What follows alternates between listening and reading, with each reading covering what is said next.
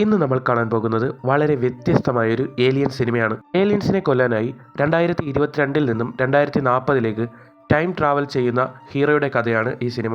അപ്പോൾ നമുക്ക് സമയം കളയാതെ തന്നെ സിനിമയിലേക്ക് പോകാം. കഥയുടെ തുടക്കത്തിൽ തന്നെ നമ്മുടെ ഹീറോയായ ഡാൻ ഫ്രോസ്റ്റർ തൻ്റെ വീട്ടിൽ നടക്കുന്ന ക്രിസ്മസ് ഫംഗ്ഷനായി സാധനങ്ങളും വാങ്ങി വരികയാണ്.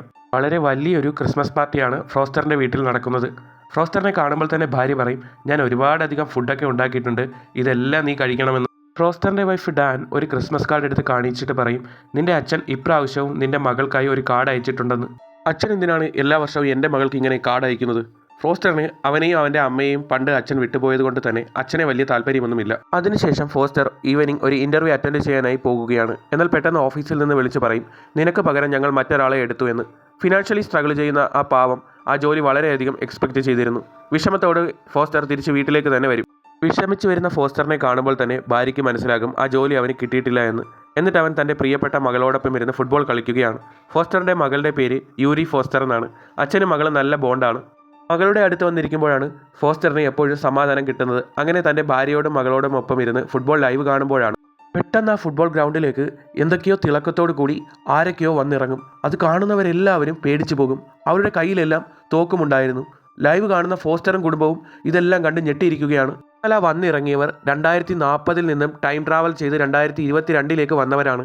അവർ ടി വിയിലൂടെ എല്ലാവരോടുമായി പറയും, ഞങ്ങൾ 2040 ഉള്ളവരാണ്, ഞങ്ങളൊരു പ്രശ്നത്തിലാണ്, ഭൂമിയെ അറ്റാക്ക് ചെയ്യാനായി കുറേ ഏലിയൻസ് വന്നിട്ടുണ്ട്, അതുകൊണ്ട് ഞങ്ങളോടൊപ്പം യുദ്ധം ചെയ്യാനായി നിങ്ങളും 2040 വരണമെന്നവർ അപേക്ഷിക്കും. അമേരിക്കയിൽ മാത്രമല്ല ലോകമെമ്പാടുമുള്ള ന്യൂസുകളിലും ആൾക്കാരുടെ ഇടയിലും വലിയ ചർച്ചയാകും. ഇങ്ങനെ ഭൂമിയെ രക്ഷിക്കാനായി 2022 നിന്നും താല്പര്യമുള്ള കുറേ ആളുകൾ 2040 യുദ്ധം ചെയ്യാനായി പോകും. എന്നാൽ യുദ്ധം ചെയ്യാൻ പോകുന്ന ഭൂരിഭാഗം പേരും ഫ്യൂച്ചറിൽ കിടന്ന് തന്നെ മരിക്കും. എന്നാൽ അവരുടെ ആൾക്കാർ ഇനി ഫ്യൂച്ചറിലേക്ക് യുദ്ധം ചെയ്യാൻ ആരെയും വിടരുതെന്നും പറഞ്ഞ് വലിയ സമരങ്ങൾ ചെയ്യാൻ തുടങ്ങും. എന്നാൽ ഇതെല്ലാം കണ്ട് പേടിക്കുന്ന ഫോസ്റ്ററുടെ മകൾ അച്ഛനോട് ചോദിക്കും, അച്ഛാ എന്താ നമ്മൾ 2040 ആകുമ്പോഴേക്കും മരിച്ചു പോകുമോ, ഞങ്ങളെ ഏലിയൻസ് വന്ന് കൊല്ലുമോ എന്നൊക്കെ. എന്നാൽ ഫോസ്റ്റർ പറയും, മോള് പേടിക്കേണ്ട, അങ്ങനെയൊന്നും സംഭവിക്കില്ല. കോളേജ് പ്രൊഫസറായ ഫോസ്റ്റർ അടുത്ത ദിവസം കുട്ടികളെ പഠിപ്പിക്കാനായി കോളേജിലേക്ക് ചെല്ലുമ്പോൾ കുട്ടികളെല്ലാം ഡെസ്പായിരിക്കുകയാണ്. ആർ ഫോസ്റ്ററിനോട് പറയും, എന്തിനാണ് സാർ നമ്മൾ പഠിച്ചിട്ടൊന്നും ഒരു കാര്യവുമില്ല, 2040 ആകുമ്പോഴേക്കും ഭൂമി അവസാനിക്കും. എന്നാൽ ഫോസ്റ്റർ ആകട്ടെ കോളേജിൽ നിന്ന് നേരെ പോയത് അമേരിക്കൻ ആർമി ഓഫീസിലേക്കാണ്.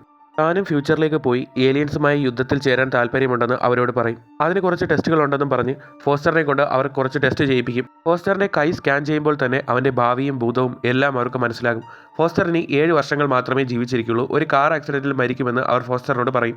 എന്നിട്ട് ആ ഓഫീസർ പറയും, നിങ്ങളെ ഞങ്ങൾ 2040 അയക്കാം, നിങ്ങൾക്ക് അവിടെ വർക്ക് ചെയ്യേണ്ടി വരുന്നത് വെറും 2 ദിവസമായിരിക്കും, അതിനുള്ളിൽ നിങ്ങൾ മരിക്കുകയാണെങ്കിൽ നിങ്ങളുടെ വീട്ടുകാർക്ക് വലിയൊരു തുക കിട്ടുമെന്ന് പറയും. എന്നിട്ട് അവർ ഫോസ്റ്ററിൻ്റെ ലെഫ്റ്റ് ഹാൻഡിൽ ഒരു ഡിവൈസ് ഘടിപ്പിക്കും. ഈ ഡിവൈസ് ഉള്ളത് കൊണ്ടാണ് നിങ്ങൾക്ക് ഫ്യൂച്ചറിലേക്ക് പോകാൻ കഴിയുന്നത്. ഈ ഡിവൈസ് ഇനി നിങ്ങൾ ഫ്യൂച്ചറിൽ പോയി മടങ്ങി വന്ന ശേഷം മാത്രമേ നിങ്ങളുടെ കയ്യിൽ നിന്ന് മാറ്റാൻ കഴിയുള്ളൂ. നിങ്ങൾക്കിനി വളരെ കുറച്ച് സമയം മാത്രമേ നിങ്ങളുടെ ഫാമിലിയോടൊപ്പം ചിലവഴിക്കാൻ കഴിയുള്ളൂ. നിങ്ങൾ തൽക്കാലം ഫാമിലിയോട് പോയി കാര്യങ്ങളൊക്കെ പറഞ്ഞ് മനസ്സിലാക്കി ഉടനെ തന്നെ തിരികെ വരണമെന്ന് ആ ഓഫീസർ ഫോസ്റ്ററിനോട് പറയും. എന്നാൽ ഇതേ സമയം സൈക്കോളജിസ്റ്റായ ഫോസ്റ്ററിൻ്റെ വൈഫ് ഫ്യൂച്ചറിൽ യുദ്ധത്തിന് പോയി കൈയും കാലും നഷ്ടപ്പെട്ട് മെൻ്റലി ട്രോമറ്റൈസ് ആയവർക്ക് മെൻ്റൽ സപ്പോർട്ട് കൊടുത്തുകൊണ്ടിരിക്കുകയാണ്. അപ്പോഴാണ് ഫോസ്റ്റർ അങ്ങോട്ടേക്ക് വരുന്നത്. അവൻ അങ്ങനെ തൻ്റെ വൈഫിനോട് വന്ന് പറയും, ഞാൻ ഫ്യൂച്ചറിലേക്ക് പോയി യുദ്ധം ചെയ്യാൻ പോവുകയാണ്, 48 മണിക്കൂർ ഫ്യൂച്ചറിൽ പോയി യുദ്ധം ചെയ്താൽ നമുക്ക് ജീവിക്കാൻ ആവശ്യമായ പൈസ എല്ലാം കിട്ടുമെന്ന്. എന്നാൽ അത് വലിയ ഡേഞ്ചറാണ്, നീ പോണ്ട, നീ പോയാൽ നിനക്ക് ഒരിക്കലും ഇതുപോലെ തിരിച്ചു വരാൻ കഴിയില്ല എന്ന് വൈഫ് പറയുമ്പോൾ അവൾ പറയുന്നതിൽ കാര്യമുണ്ടെന്ന് അവനും മനസ്സിലാകും.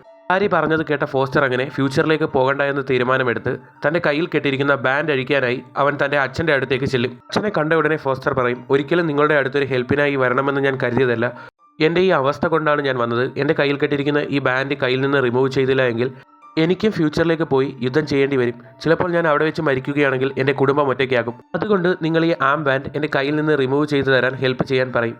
പക്ഷേ അതിനിടയിൽ അവർ രണ്ടുപേരും വീണ്ടും വഴക്കായി. അവർ അവിടെ നിന്ന് വഴക്കിട്ട് പിരിയും. ഇവിടെ നിന്ന് തിരികെ വീട്ടിലേക്ക് എത്തുന്ന ഫോസ്റ്റർ വിഷമത്തോടു കൂടി തൻ്റെ ഭാര്യയോട് പറയും, ആ ആം ബാൻഡ് എൻ്റെ കയ്യിൽ നിന്ന് അഴിക്കാൻ കഴിഞ്ഞില്ല എന്ന്. ഇത് കേൾക്കുന്ന ഭാര്യയ്ക്ക് സങ്കടം സഹിക്കാൻ കഴിഞ്ഞില്ല. എന്നാൽ കുറച്ച് കഴിഞ്ഞ് അവൾ പറയും, മോൾ പുറത്ത് നിൽപ്പുണ്ട്, അവളോട് ഇത് എങ്ങനെയെങ്കിലും പറഞ്ഞ് കൺവിൻസ് ചെയ്യണം, അല്ലെങ്കിൽ അവൾക്കും ഇത് സഹിക്കാൻ കഴിയില്ല എന്ന്. സങ്കടത്തോടു കൂടി ഫോസ്റ്റർ ബാക്ക്യാർഡിൽ കളിച്ചുകൊണ്ടിരിക്കുന്ന തൻ്റെ മകൾ യൂരി ഫോസ്റ്ററിൻ്റെ അടുത്തേക്ക് വരികയാണ്. എന്നിട്ട് അവളോട് പറയും, അച്ഛൻ കുറച്ച് ദിവസം വീട്ടിലുണ്ടാകില്ല. മോൾ അതുകൊണ്ട് അച്ഛനെ കണ്ടില്ല എന്ന് ശാഠ്യം പിടിപ്പിച്ച് അമ്മയോട് വഴക്കിടരുതെന്ന് പറയും. എന്നാൽ തൻ്റെ അച്ഛൻ ഫ്യൂച്ചറിലേക്ക് പോയി യുദ്ധം ചെയ്യാൻ പോവുകയാണെന്ന് അവൾക്ക് അപ്പോൾ തന്നെ മനസ്സിലാകും. കുട്ടിയാണെങ്കിലും വളരെ ഇൻ്റലിജൻ്റായ അവൾക്കറിയാമായിരുന്നു അച്ഛൻ ഇനി പോവാതിരിക്കാനും കഴിയില്ല എന്ന്. അങ്ങനെ അടുത്ത ദിവസം രാവിലെ തന്നെ വിഷമത്തോടു കൂടി ഫോസ്റ്റർ യുദ്ധത്തിന് പോകാനായി വീട്ടിൽ നിന്ന് ഇറങ്ങുകയാണ്. അവൻ്റെ ഭാര്യയ്ക്കും കുഞ്ഞിനും അതൊട്ടും തന്നെ സഹിക്കാൻ കഴിഞ്ഞില്ല. അങ്ങനെ അമേരിക്കൻ ആർമി ക്യാമ്പിലെത്തുന്ന ഫോസ്റ്ററിൻ്റെ കൂടെ ഒരുപാടധികം ആളുകളും ഫ്യൂച്ചറിലേക്ക് യുദ്ധത്തിന് പോകാനായി തയ്യാറായി വന്നിരുന്നു. അവിടെ വെച്ചാണ് ഫോസ്റ്റർ സൈമൺ എന്ന പേരുള്ള ഒരുത്തനുമായി കമ്പനിയാവുന്നത്. അവനോട് സംസാരിക്കുമ്പോൾ തന്നെ ഫോസ്റ്ററിന് ഒരു വൈബ് തോന്നും. സൈമൺ ഒരു പിങ്ക് ഷർട്ടിട്ട ഒരുത്തനെ ഫോസ്റ്ററിനെ കാണിച്ചു കൊടുത്തിട്ട് പറയും അവൻ്റെ പേരാണ് ചാർലി. അവൻ 4 തവണയാണ് ഫ്യൂച്ചറിൽ പോയി യുദ്ധം ചെയ്തിട്ട് വന്നത്. അവനൊരു എക്സ് ആർമി ഓഫീസറാണെന്നും പറയും. എന്നാൽ യഥാർത്ഥത്തിൽ നമ്മുടെ ഫോസ്റ്ററും ഒരു ആർമി ഓഫീസറായിരുന്നു. ആർമിയിൽ ഇറാഖിലൊക്കെ പോയി വലിയ യുദ്ധങ്ങൾ ചെയ്തിട്ടുണ്ട് ഫോസ്റ്റർ. ഇപ്പോഴേക്കും ഹയർ ഓഫീഷ്യൽസ് അങ്ങോട്ടേക്ക് വന്ന് ഫ്യൂച്ചറിലേക്ക് പോകുന്നത് എങ്ങനെയാണെന്നും അവിടെ എത്തിയ ശേഷം നിങ്ങൾ എന്തൊക്കെയാണ് ചെയ്യേണ്ടതെന്നുമുള്ള ക്ലാസ് അവർക്ക് എടുത്തു കൊടുക്കും. നിങ്ങളെ 2 ടീമുകളായി തിരിച്ചായിരിക്കും ഞങ്ങൾ അങ്ങോട്ടേക്ക് ടാസ്കിനായി വിടുന്നത്. ടാസ്ക് കംപ്ലീറ്റ് ചെയ്ത് 48 മണിക്കൂർ കഴിയുമ്പോഴേക്കും നിങ്ങൾ അവിടെ നിന്ന് ഓട്ടോമാറ്റിക്കലി തിരികെ ഇങ്ങോട്ടേക്ക് വരുമെന്ന് പറയും.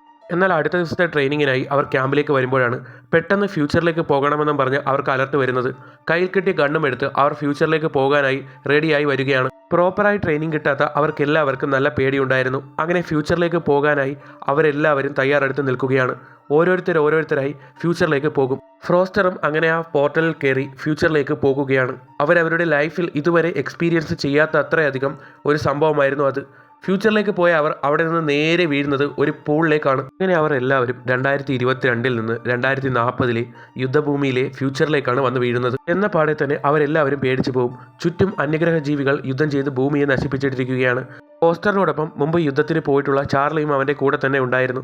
ഇതേസമയം മനുഷ്യർക്ക് വേണ്ടി യുദ്ധം ചെയ്യുന്നതിൻ്റെ ഹെഡായ കേണൽ ലേഡി ഫോസ്റ്ററിനെ ഇയർഫോണിലൂടെ വിളിച്ചു പറഞ്ഞ ശേഷം വെൽക്കം ടു 2042 എന്ന് പറഞ്ഞിട്ട് എല്ലാവരെയും യുദ്ധത്തിന് സജ്ജമായി ഞാൻ പറയുന്ന സ്ഥലത്തേക്ക് പോകാൻ പറയും. ഇവിടെ അടുത്തൊരു ലാബുണ്ട്. ആ ലാബിൽ കുറേ അധികം ശാസ്ത്രജ്ഞന്മാർ പെട്ടുകിടപ്പുണ്ട്. അവരെ എങ്ങനെയെങ്കിലും പോയി രക്ഷപ്പെടുത്തലാണ് നിങ്ങളുടെ ടാസ്ക്.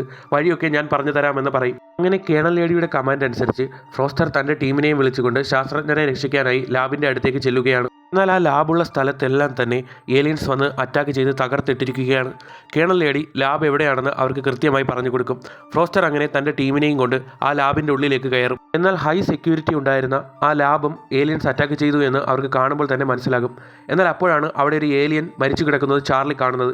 അതിനെ കണ്ട ഉടനെ തന്നെ ചാർലി പോയി അതിൻ്റെ ചെറിയൊരു വിരലറുത്ത് തൻ്റെ കഴുത്തിൽ മാലയായി ഇടും. അപ്പോഴാണ് തൊട്ടടുത്ത റൂമിൽ ഏലിയൻസ് അവിടെ ഉണ്ടായിരുന്ന സയൻറ്റിസ്റ്റിനെ കൊന്ന് കെട്ടിത്തൂക്കിയിട്ടിരിക്കുന്നത് കാണുന്നത്.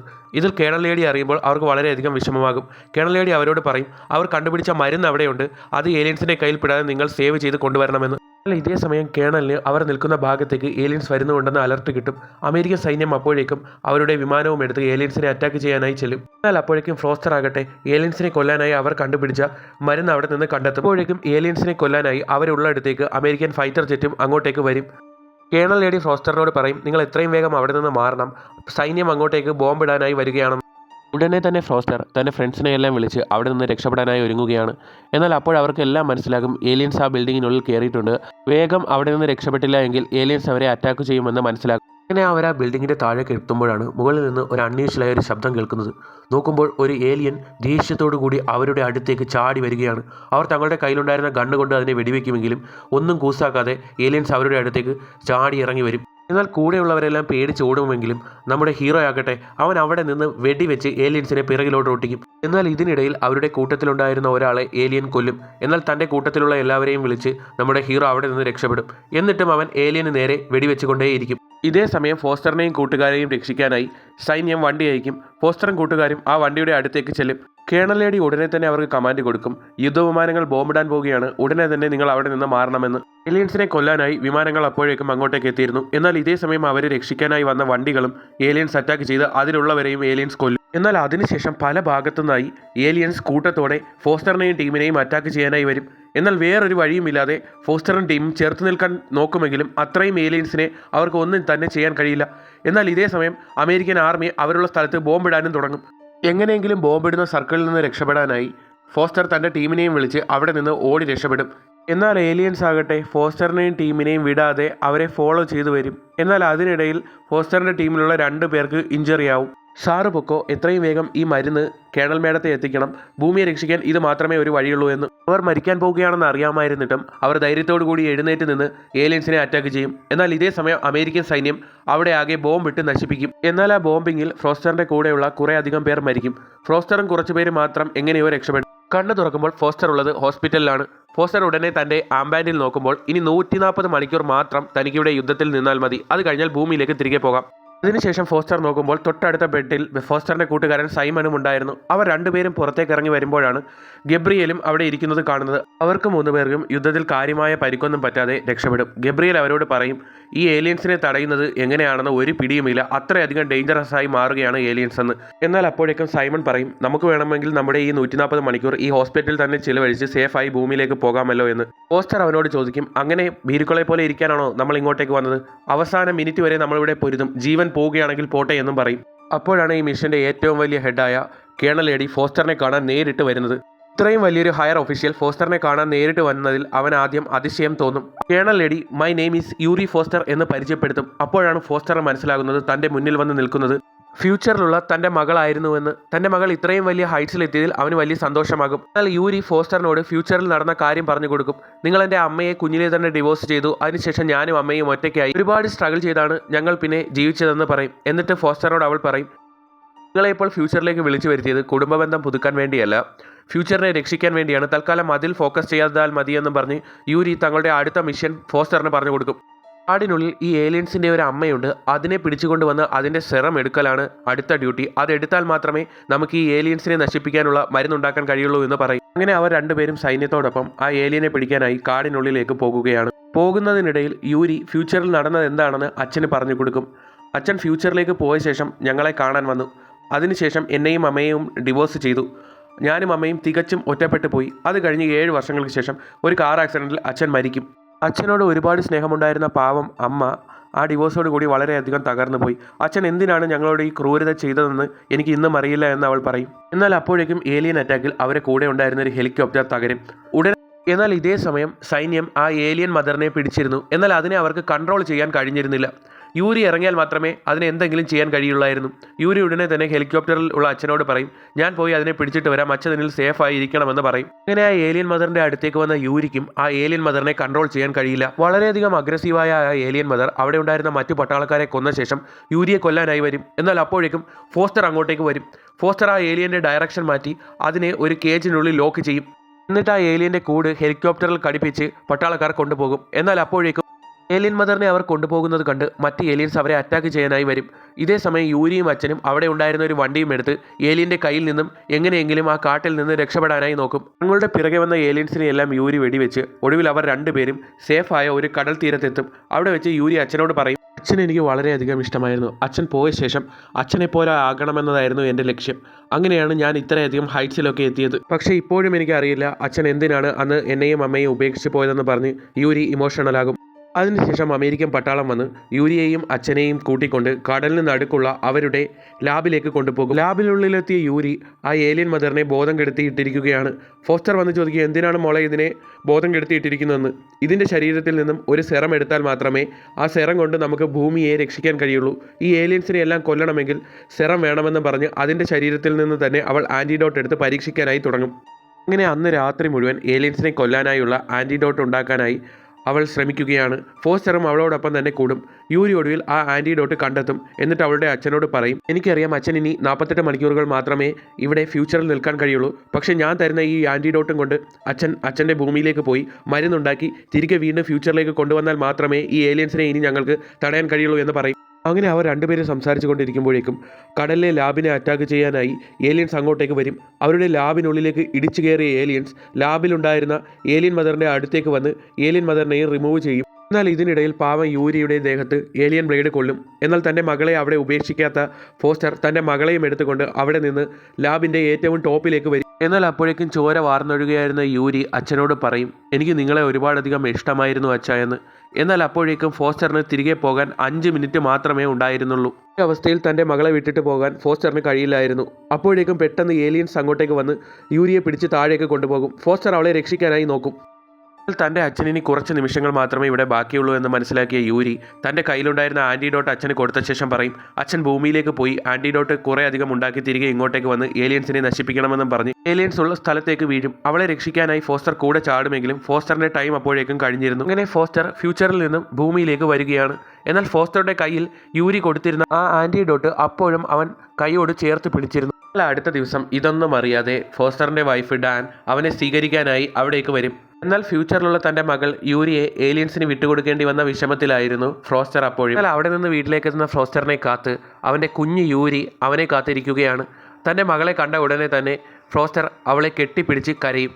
എന്നാൽ അതിനുശേഷം അന്ന് രാത്രി ഫ്രോസ്റ്ററിനെ കാണാത്തത് കൊണ്ട് തന്നെ ഭാര്യ ഡാൻ യൂരിയുടെ റൂമിലേക്ക് വരുമ്പോൾ ഫ്രോസ്റ്റർ തൻ്റെ മകളെയും നോക്കിയിരിക്കുകയാണ്. എന്നാൽ അതിനുശേഷം ഫ്രോസ്റ്റർ എന്താണ് ഫ്യൂച്ചറിൽ നടന്നതെന്ന് ഡാനിനോട് പറഞ്ഞു കൊടുക്കും. എന്നാൽ ഫ്യൂച്ചറിൽ തങ്ങളുടെ മകൾ മരിക്കുമെന്ന് മനസ്സിലാകുമ്പോൾ ഡാനിന് വലിയ വിഷമമാകും. എന്നാൽ അവൾ ഫ്രോസ്റ്ററിനോട് പറയും, ഇത് തടയാൻ ഒരു മാർഗമുണ്ട്. ഫ്യൂച്ചറിൽ ഏലിയൻസ് വരാതെ നോക്കുകയാണെങ്കിൽ നമുക്ക് നമ്മുടെ മകളെ രക്ഷിക്കാനാകുമെന്ന് ഫ്രോസ്റ്ററിനോട് അവൾ പറയും. ഫ്രോസ്റ്റർ ഉടനെ തന്നെ തൻ്റെ കൂട്ടുകാരൻ ചാർലി ഫ്യൂച്ചറിൽ നിന്ന് കട്ട് ചെയ്തെടുത്ത ഏലിയൻ്റെ വിരൽ ലാബിൽ കൊണ്ടുപോയി പരിശോധിക്കുമ്പോഴാണ് മനസ്സിലാകുന്നത് ഈ ഏലിയൻസ് ഒന്നും ഭൂമിക്ക് പുറത്തുനിന്ന് വന്നതല്ല, റഷ്യയിലെ മഞ്ഞുമലകൾക്കുള്ളിൽ വർഷങ്ങളായി ഉറങ്ങിക്കിടക്കുന്നതാണ്. 2040 ആകുമ്പോൾ അവ ഉറക്കത്തിൽ നിന്ന് പുറത്തു വരുന്നതാണെന്ന് മനസ്സിലാകും. അങ്ങനെയാണെങ്കിൽ നമുക്ക് ഇപ്പോൾ തന്നെ പോയി ആ ഏലിയൻസിനെ കൊന്നുകളയുകയാണെങ്കിൽ ഫ്യൂച്ചറിൽ ആ ഏലിയൻസ് വരില്ലല്ലോ, അപ്പോൾ ഭൂമിയെയും എൻ്റെ മകളെയും രക്ഷിക്കാൻ കഴിയുമല്ലോ എന്ന് ഫ്രോസ്റ്റർ പറയും. ആ ഉറങ്ങിക്കിടക്കുന്ന ഏലിയൻസിനെ കൊല്ലാനായി ഹെൽപ്പിനായി ഫ്രോസ്റ്റർ തൻ്റെ അച്ഛനെയും ഒരു ടീമിനെയും ഉണ്ടാക്കി റഷ്യയിലേക്ക് പോകാനായി ഒരുങ്ങുകയാണ്. യൂരി കൊടുത്തിരുന്ന ആ മരുന്ന് കുറേ അധികം ഉണ്ടാക്കി ആ ഏലിയൻസിനെ കൊല്ലാനായിരുന്നു അവരുടെ പ്ലാൻ. അങ്ങനെ മഞ്ഞുമലയിലൂടെ ട്രാവൽ ചെയ്ത് ഒടുവിൽ റഷ്യയിലെ ആ ഏലിയൻസ് ഉള്ള സ്ഥലത്തേക്ക് അവർ എത്തും. എന്നാൽ മഞ്ഞുമലയ്ക്ക് അടിയിലുള്ള ഏലിയൻസിനെ കൊല്ലാനായി അവിടെ ബോംബ് വെച്ച് തകർത്ത ശേഷം മഞ്ഞുമലയ്ക്കുള്ളിലേക്ക് ഇറങ്ങുകയാണ് അവർ. അങ്ങനെ ആ മഞ്ഞുമലയുടെ താഴെ എത്തുമ്പോഴാണ് ആ ഏലിയൻസ് ഉണ്ടായിരുന്ന ഏലിയൻ ഷിപ്പ് അവിടെ തണുത്തുറഞ്ഞു കിടക്കുന്നത്. ഏലിയൻസ് എല്ലാം ഇപ്പോൾ മുട്ടയ്ക്കകത്താണ്. യൂരി കൊടുത്ത് ആ ആൻറ്റിഡോട്ട് ഏലിയൻസിൻ്റെ ദേഹത്തായി അവർ ഒന്നൊന്നായി കുത്തിവെക്കാനായി തുടങ്ങും. എന്നാൽ പെട്ടെന്ന് അതിൽ നിന്ന് ചില ഏലിയൻസ് പുറത്തേക്ക് വന്ന് അവരെ അറ്റാക്ക് ചെയ്യാനായി തുടങ്ങും. ഈ ഏലിയൻസ് ഭൂമിക്ക് പുറത്തു വരികയാണെങ്കിൽ അപകടമാണെന്ന് മനസ്സിലാക്കി അവർ എല്ലാവരും അവിടെ ബോംബ് വയ്ക്കും. എന്നാൽ ബോംബ് ബ്ലാസ്റ്റ് ആവുന്നതിന് തൊട്ട് മുമ്പ് ഫ്രോസ്റ്റർ മാത്രം എങ്ങനെയോ രക്ഷപ്പെടും. ഇതെല്ലാം കണ്ടുകൊണ്ട് അവൻ്റെ അച്ഛൻ പുറത്തു തന്നെ നിൽപ്പുണ്ടായിരുന്നു. ഫ്രോസ്റ്റർ മാത്രമായിരുന്നില്ല, ആ ഏലിയൻ മദറും അവിടെ നിന്ന് രക്ഷപ്പെട്ടിരുന്നു. തൻ്റെ കുഞ്ഞുങ്ങളെ കൊന്ന ദേഷ്യത്തിൽ ഫ്രോസ്റ്ററിനെ അറ്റാക്ക് ചെയ്യാനായി ആ ഏലിയൻ ദേഷ്യത്തോടു കൂടി വരും. എന്നാൽ ഫ്രോസ്റ്റർ ആകട്ടെ തൻ്റെ കയ്യിലുണ്ടായിരുന്ന ആൻറ്റിഡോട്ട് ആ ഏലിയൻ്റെ ശരീരത്തിലേക്ക് കുത്തിക്കയറ്റും. അത് അപ്പോൾ തന്നെ അവരുടെ മുന്നിൽ കിടന്ന് പിടഞ്ഞു മരിക്കും. ഇങ്ങനെ 2040 ഏലിയൻസ് വന്ന് അറ്റാക്ക് ചെയ്യുന്നതിനെ ഫ്രോസ്റ്റർ തടയുകയാണ്. അവൻ്റെ മകളെയും അവൻ രക്ഷിക്കും. അങ്ങനെ ഇതെല്ലാം കഴിഞ്ഞ ശേഷം ഫ്രോസ്റ്റർ തൻ്റെ അച്ഛനെയും കൊട്ടി തൻ്റെ വീട്ടിലേക്ക് വരികയാണ്. അങ്ങനെ ഫ്യൂച്ചറിൽ നടക്കാൻ പോകുന്ന ഭൂമിയുടെ നാശത്തെയും തൻ്റെ മകളുടെ മരണത്തെയും തടഞ്ഞ ശേഷം അവൻ്റെ കുടുംബത്തോടൊപ്പം സന്തോഷത്തോടെ ജീവിക്കാനായി പോവുകയാണ്.